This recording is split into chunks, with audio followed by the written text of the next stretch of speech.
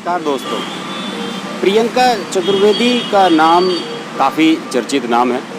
कांग्रेस की प्रवक्ता हैं, बड़ी नेता हैं और अक्सर हम उन्हें टीवी चैनलों पर प्रतिक्रिया देते हुए देखते हैं। प्रेस कॉन्फ्रेंस करती हैं, राहुल गांधी, रणदीप सुरजेवाला जैसे बड़े बड़े नेताओं के साथ बैठती हैं, उठती हैं और उनकी बात को पार्टी में तवज्जो दी जाती है। पिछले दिनों प्रियंका चतुर्वेदी के बारे में आपने पढ़ा होगा कि उन्होंने केंद्रीय मंत्री स्मृति ईरानी के बारे में काफ़ी कुछ कहा था। स्मृति ईरानी के बारे में जब उन्होंने नामांकन किया था तो उनकी डिग्री को लेकर काफ़ी सवाल उठे थे और डिग्री को लेकर उठे सवालों पर प्रियंका चतुर्वेदी ने एक गाना बनाया था कि देखिए डिग्रियां भी बदलती हैं रिश्तों की तरह, कैसे कैसे रूप बदलती हैं डिग्रियां, कुछ इस तरह का गाना था। मैं भूल गया उस गाने को। और स्मृति ईरानी काफ़ी नाराज़ हुई थी कि वो किस तरह की रिएक्शन कर रही हैं, एक महिला होकर दूसरी महिला पर इस तरह की बात कर रही हैं। दरअसल उन्होंने स्मृति ईरानी का जो टीवी सीरियल था सास भी कभी बहू थी, उस टीवी सीरियल के टाइटल सॉन्ग की पैरोडी बनाई थी और स्मृति ईरानी का मजाक बनाया था। देखिए वक्त कैसे बदलता है और अब प्रियंका चतुर्वेदी खुद कांग्रेस पार्टी में एक मजाक बन गई है। मजाक कैसे बन गई हैं? प्रियंका चतुर्वेदी ने कल, आपको पता भी होगा कि ट्विटर के माध्यम से अपनी प्रतिक्रिया व्यक्त की और बताया कि प्रियंका चतुर्वेदी के साथ मथुरा में पिछले साल सितंबर में हुई एक प्रेस कॉन्फ्रेंस में कुछ नेताओं ने दुर्व्यवहार किया था, गाली गलौज की थी, बदतमीजी की थी और उसी के परिणाम स्वरूप जब प्रियंका चतुर्वेदी ने उसमें एक्शन की मांग की पार्टी से, तो पार्टी ने कुछ नेताओं के खिलाफ, कांग्रेस के नेताओं के खिलाफ एक्शन भी लिया था और इसके बाद उस एक्शन को लेने के बाद उन सबको पार्टी से सस्पेंड कर दिया गया था। लेकिन अभी हाल ही में उन्हें फिर से बहाल कर दिया गया है। इसे लेकर कांग्रेस की प्रवक्ता प्रियंका चतुर्वेदी ने कल ट्विटर के जरिए अपना रोष जाहिर किया और कहा कि कांग्रेस में इस समय गुंडों को तरजीह दी जा रही है। दरअसल मैं बताता हूँ कि हुआ क्या था।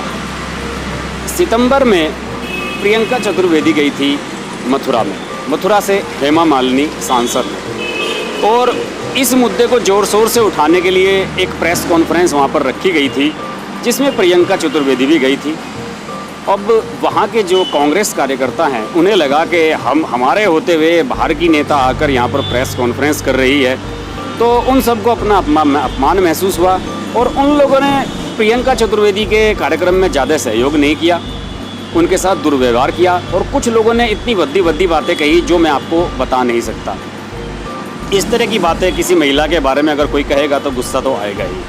उनके बारे में अश्लील टिप्पणियां की गई, गाली गलौज की गई, उन्हें अब्यूज़ किया गया, दुर्व्यवहार किया गया उनके साथ। और जब इसकी शिकायत प्रियंका चतुर्वेदी ने की तो उन सबको सस्पेंड कर दिया गया। जिन सबको सस्पेंड किया गया था उनके नाम हैं, ये DCC डिस्ट्रिक्ट कांग्रेस कमेटी जिसे कहते हैं उसके अध्यक्ष हैं वहाँ के और AICC के मेंबर भी है, ऑल इंडिया कांग्रेस कमेटी के मेंबर। इनका नाम है अशोक सिंह चकलेश्वर। दूसरे थे UPCC उत्तर प्रदेश कांग्रेस कमेटी के जनरल सेक्रेटरी उमेश पंडित। तीसरे थे उत्तर प्रदेश यूथ कांग्रेस के प्रेसिडेंट यतीन्द्र मुकद्दम। और कुछ लोकल नेता थे जिनके नाम है प्रताप सिंह, अब्दुल जब्बार, गिरिधर लाल पाठक, भूरी सिंह और प्रवीण ठाकुर। इन सब के खिलाफ एक्शन लिया गया, इन्हें सस्पेंड कर दिया गया।